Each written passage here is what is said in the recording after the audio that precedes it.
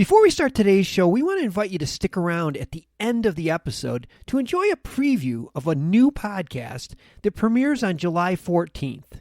As the industry's exclusive cannabis podcast network, MJBulls is proud to present Women Leading in Cannabis. Join host Kira Reed each week for inspirational discussions with women who are leading the cannabis industry.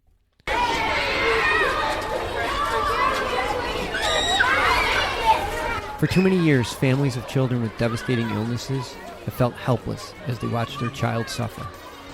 Today, they're taking matters into their own hands and finally finding relief treating their child with cannabis.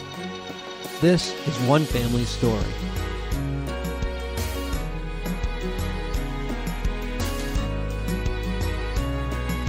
Welcome to another episode of Love and Cannabis. I am Nina Simmons. And I am Osiris Stephen'and. And we are the proud parents of Aiden Stephen'and. Hello out there. Hello. Everyone. Yes, another episode, another one.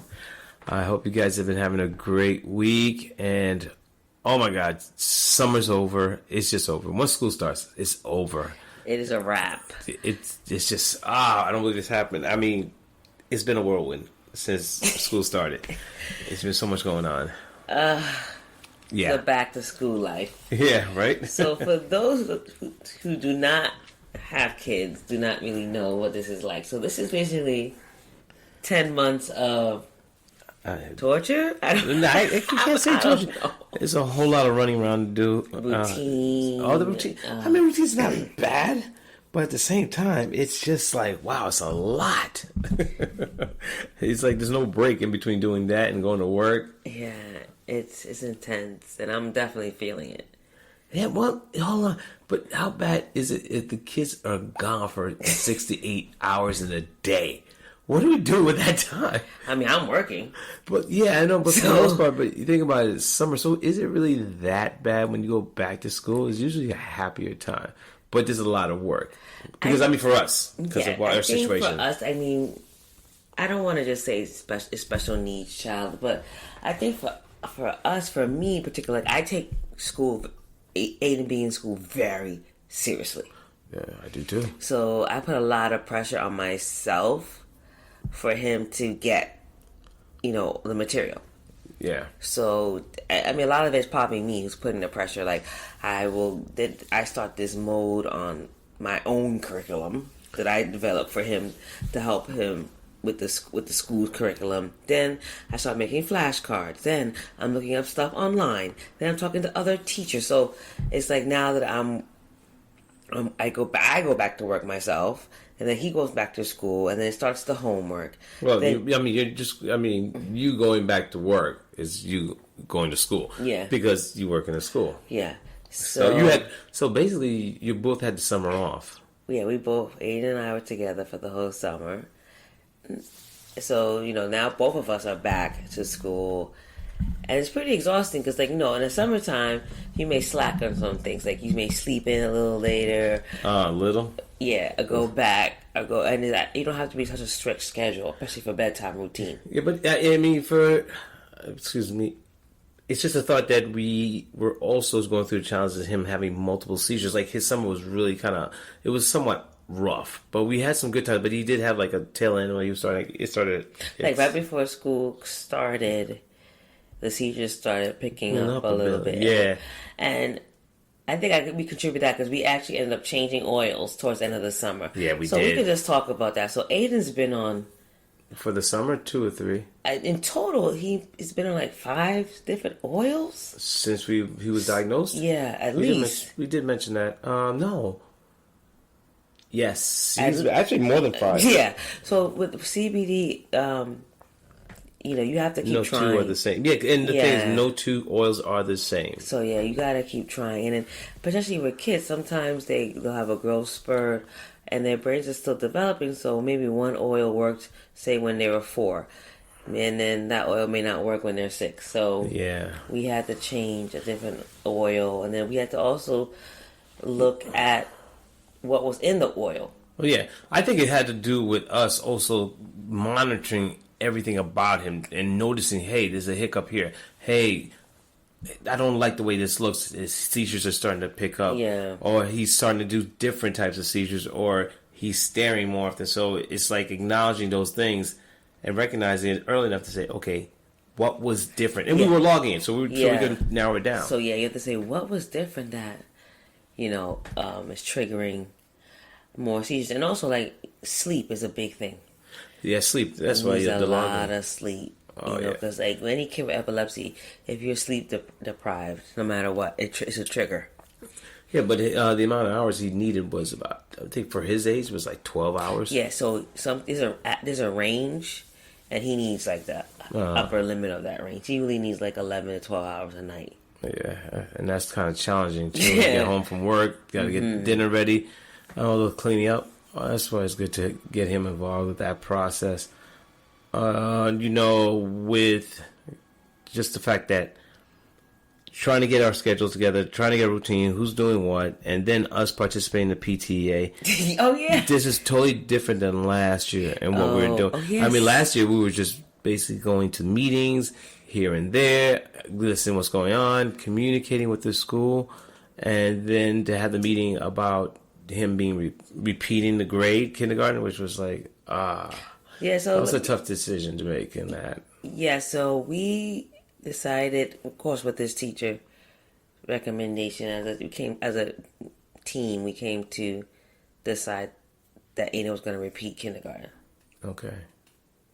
How did you feel about that? At first I didn't really agree with it, but just spending some time with him and just seeing his limitations and how far he has to go, I had to give in to that idea. It's not the same as we once were, where they'll catch up. You could say they'll catch up, but now it's just like we got to meet them where they are, and he wasn't where he needed to be because there was still the behavioral issues that were coming out. Because if he does have a breakthrough seizure, it would just totally disrupt him for that moment. But it would carry over too as well sometimes. So that was a challenge. But knowing this and realizing in the back of my mind, this may be something that's going to happen. But then to actually witness it and saying, yeah, it has to happen because there's been very little, progress. In certain areas, thinking about when you matching the age and the development, yeah, and then you forget, seizures. Just okay, so exactly. Now, but then how do you determine if that child's successful or not, or is succeeding in comparison to whom? Because if people are not recording that, this child has this particular ailment, how does he fare against other children who are the same age, who are at the same development? How are you going to compare that and say, okay, he's been successful? So we had to create our own barometer saying, if he achieves these certain things, yes. If he learns another 25 to 30 sight words, if he's able to count chips or numbers, read his colors. That is surprising at the point that you have to think about, like, these are the things that he needs to know. But other kids who are younger than he is would know some of these things already. Mm-hmm. But that's, again, it's from the seizures. It was taking so much from him. It was robbing his development. Yeah, I think what it was, the way I looked, I was from the beginning, even before Aiden started kindergarten, I knew that this year starting kindergarten would be hard, like the first time around. Yeah. I knew he wasn't kindergarten ready, and I just knew that this year would be a challenge. Did you think that, or did you have something else in mind when he was going into the kindergarten the first time? I could tell by some of that we should have did a bit more, especially on my part, but it was the work schedule and challenges, so that made it difficult to implement the things I really wanted him to do.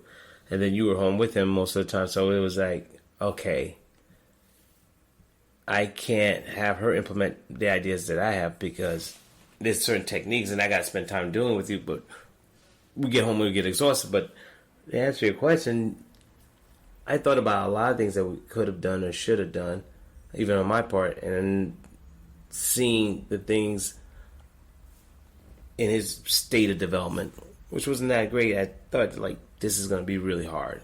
It was going to be really, really hard. It's like he would have to want to do it. We couldn't force him. We couldn't, there's only so much we could do. It's like he had to have the desire to do it. And I thought, this is, it was just a decision that had to be made. I mean, again, like I said, I wasn't really happy, but I knew it was something that was needed. Yeah, I mean, I was, I was upset. I was like, oh man, what could I have done more? Yeah. It hurt me. And even the first week of school, and it's like, oh yeah, he's doing kindergarten again. It's like, what went wrong? And then you know what? Nothing went wrong. Everything went right. He is about 2 years, year and a half behind. So it makes sense for him to do kindergarten again. Yeah, it's true. So he'll grow into that. And develop. Exactly. So just to give you an update, so he's really kindergarten ready now. Yeah, he's picking it up. He's picking things up. He's doing what he needs to do. Yeah, that's crazy. It's like we're about to say, well, he's following directions. He's able to go to the bathroom without getting into any trouble or anything like that. Yeah. But I think he just does certain things because he doesn't know how not to control himself. Be able to control himself. I'm sorry. To be able to control himself and not do certain things. It's not necessary for you to walk by the table across the room to pick up something off the table. You sit in your seat. Everybody else is sitting down.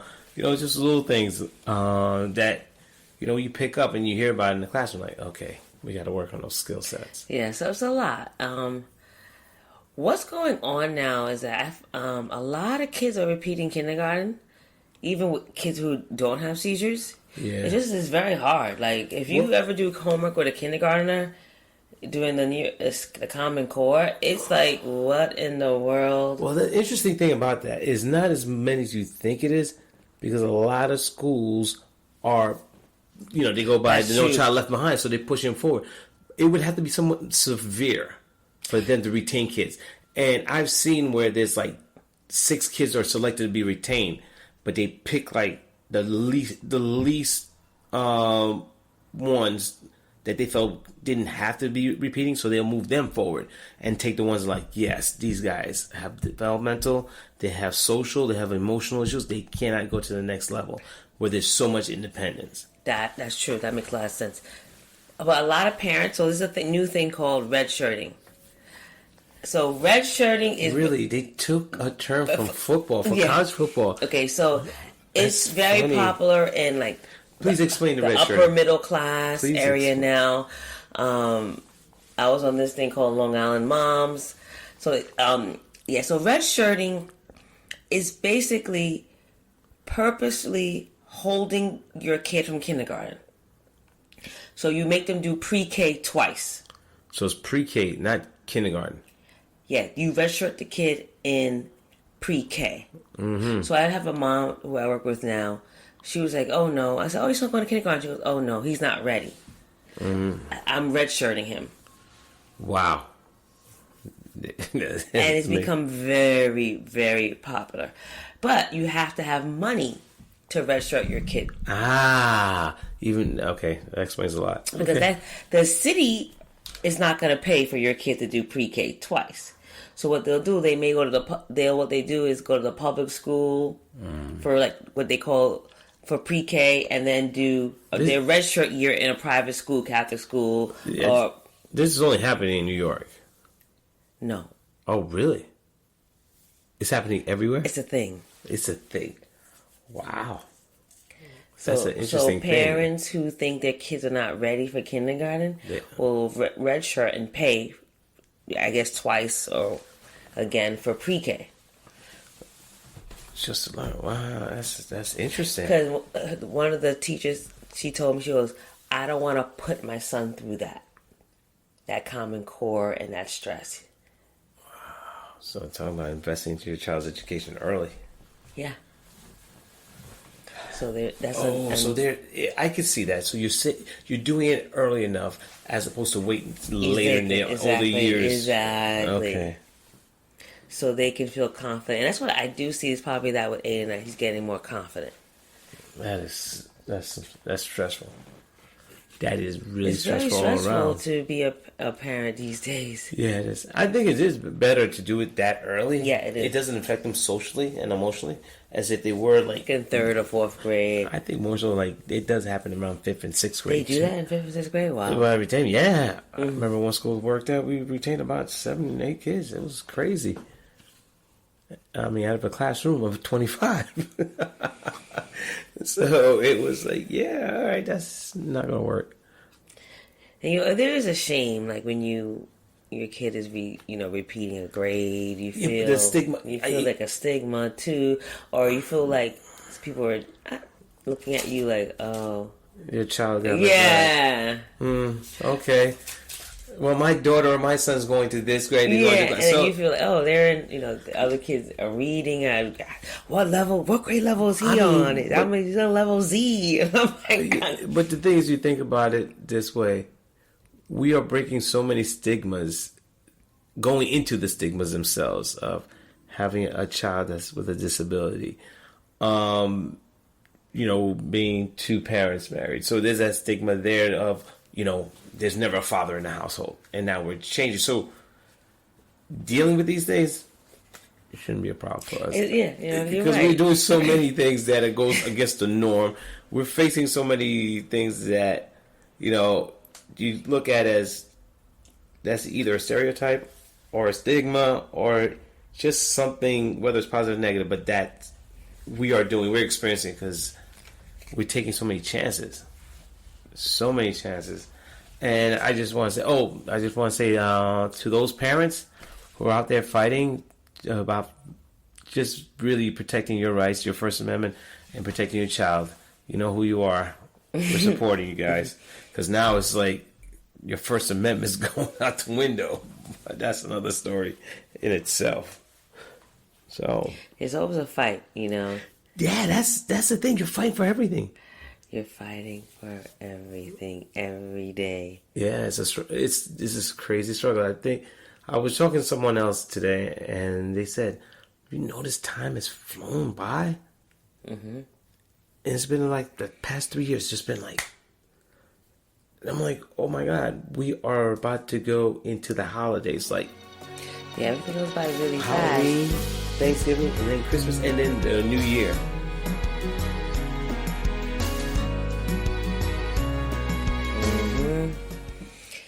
Yeah, so everything goes by fast, and the school year goes by pretty fast too. Yeah, it does. So since Aiden is doing kindergarten again, I'm on like.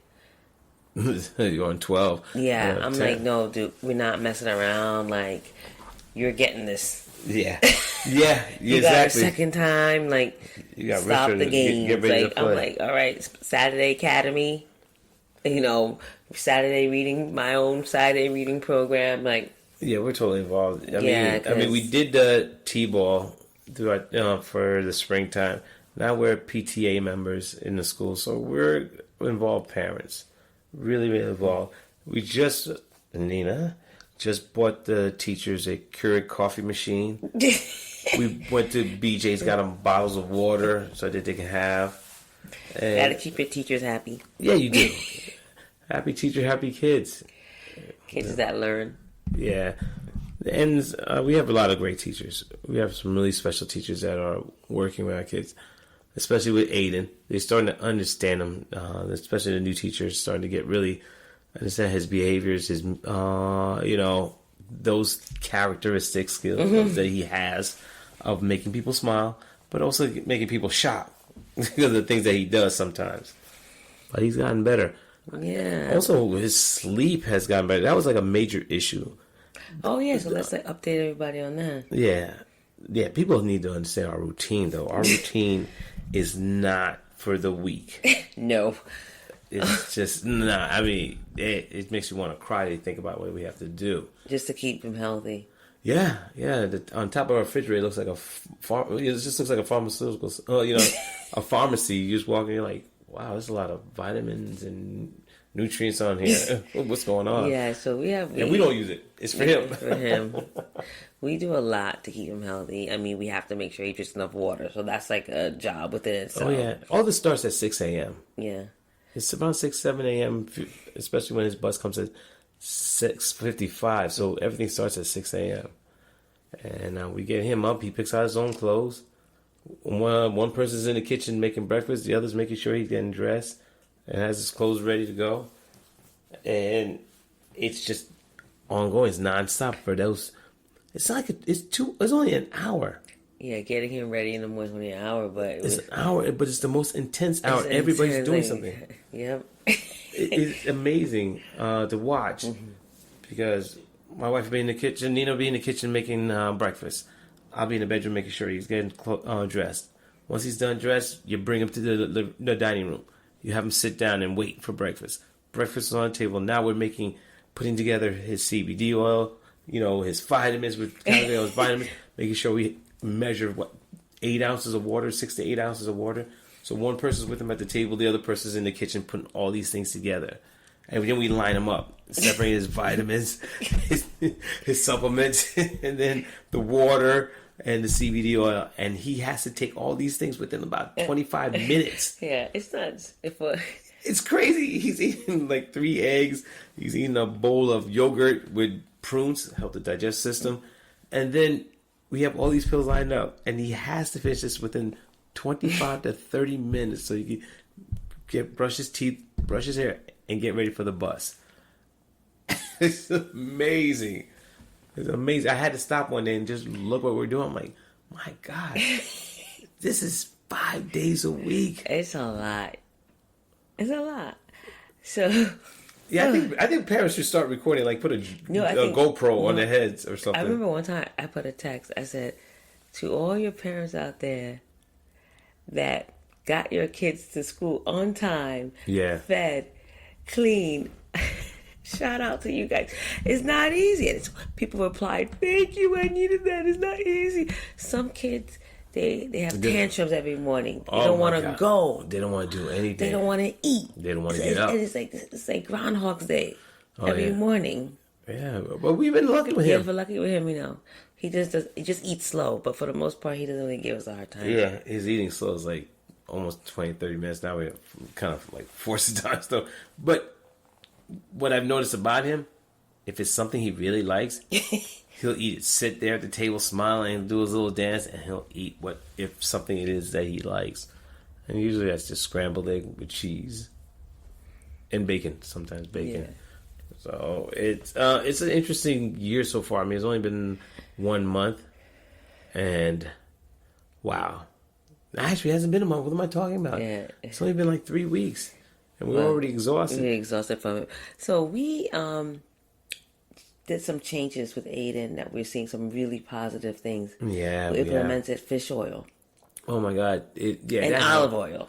Yeah, that's been helping. It's a lot of fats. Yeah, Aiden's not really happy with it, but it's something we have to do because lately we was experiencing that he was having grand malls like at 4:00 in the morning, and we're like, wow, he'll have a problem right before he falls asleep. He'll jerk or twitch as he's trying to get into REM, and he'll be in REM for a while, really till the 4:00 in the morning, 3-4 o'clock in the morning. All of a sudden he breaks into a grand mal, so we jump up, and now we're contending with this.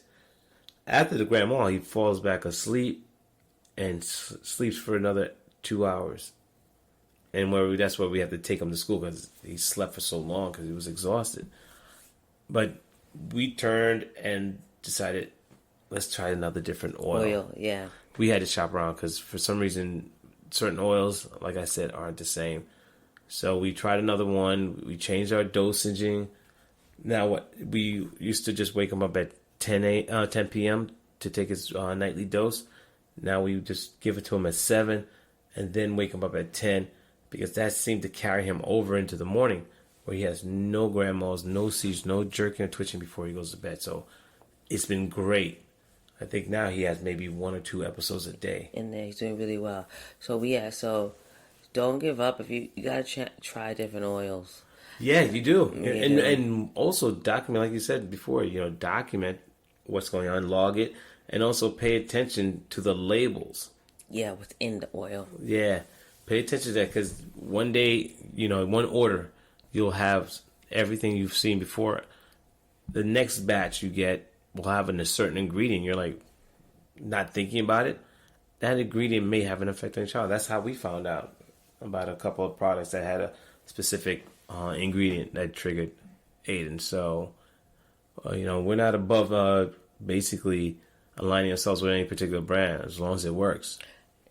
Exactly, as long as it works. It's trial and error. It's trial and error.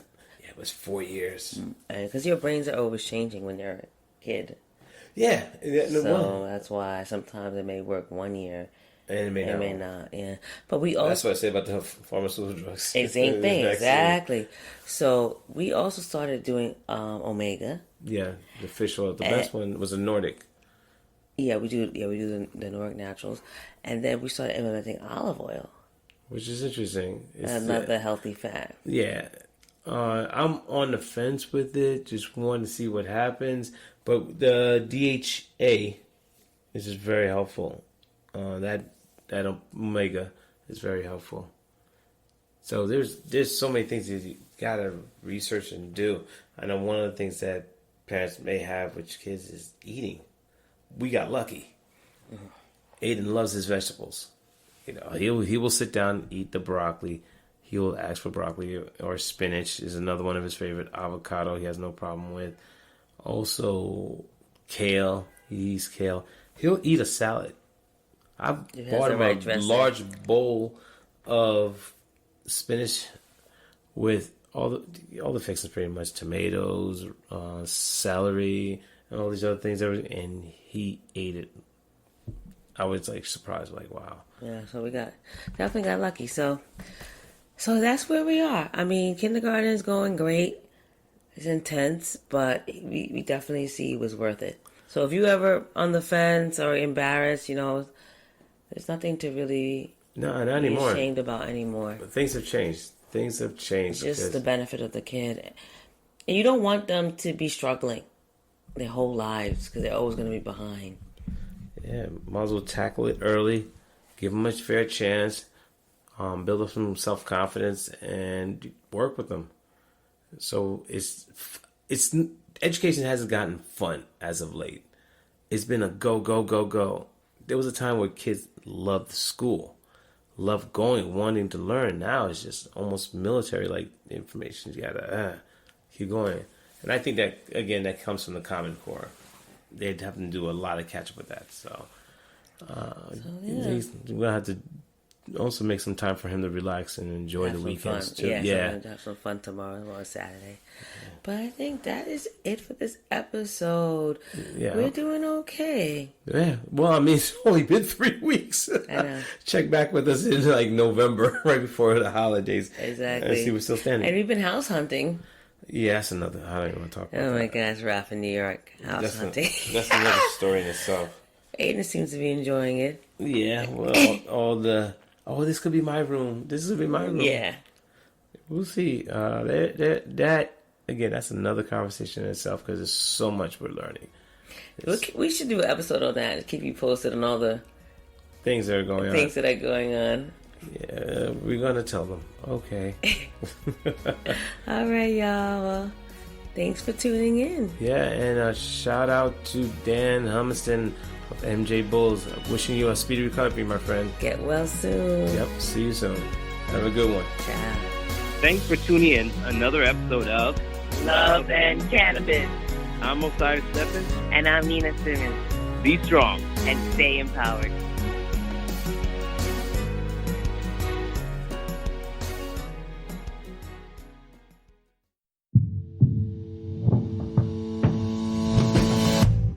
Tell me, boy, you make me so bored. You need to walk the other way. I tell you once more. Please get out of my way. I don't want you no more. We're done here, boy. I know you think you're so fine, but you can't see it. I've been wanting to unwind. I'm here. My name is Kira Reed, and I'd like to invite you to be inspired by the women who are leading in the cannabis industry. Each week, we will discuss empowerment, leadership, and what it means to be a woman in charge in marijuana, hemp, and CBD. As the founder of the Women Empowered in Cannabis community, I have had the great pleasure to get to know many brilliant and talented women who are CEOs, executives, politicians, advocates, and community leaders that are focused on creating a cannabis economy that is just, fair, and equal. We'll learn how these women make decisions, how they navigate a predominantly male industry, and what they're doing to level the playing field for women. I hope you'll join us.